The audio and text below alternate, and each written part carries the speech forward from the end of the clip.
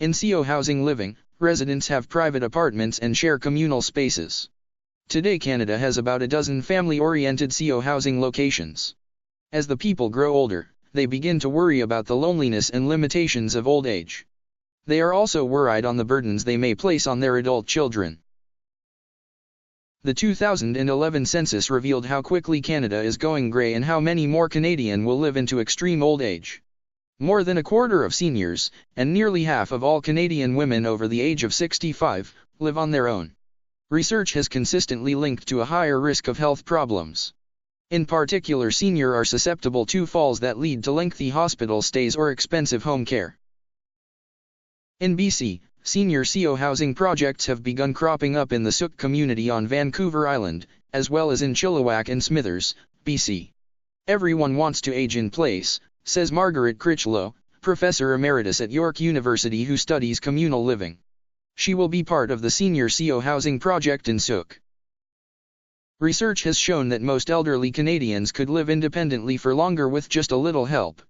Daily chaos like getting groceries, or a daily check-in, the kind of assistance that home care system and faraway adult children find difficult to provide. We have a lot of seniors who are increasingly cast adrift and warehoused, says Charles Durrett, a California architect who has helped to spearhead the North American CO housing trend. Charles recently published the Senior CO Housing Handbook. He cites Danish research that has shown that seniors in CO housing eat better and are more active and socially connected. CO housing can help them live independently for 8 to 12 years longer than their more isolated and sedentary peers. CO housing projects are specifically designed to construct an instant neighborhood.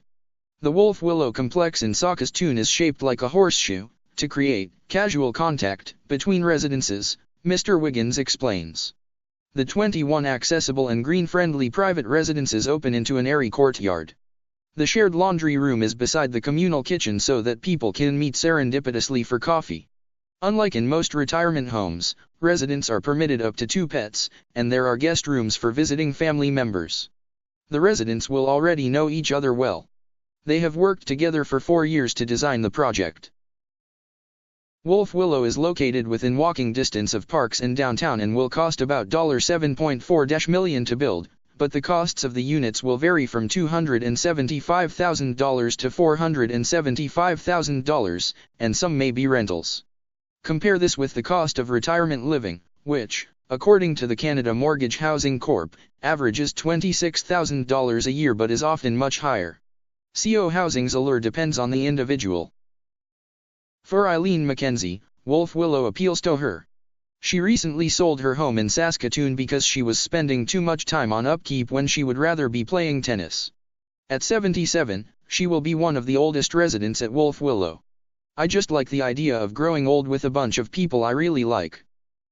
If the government ever wanted to do something to save themselves billions of dollars, Mr. Durrett says, they would help catalyze new projects.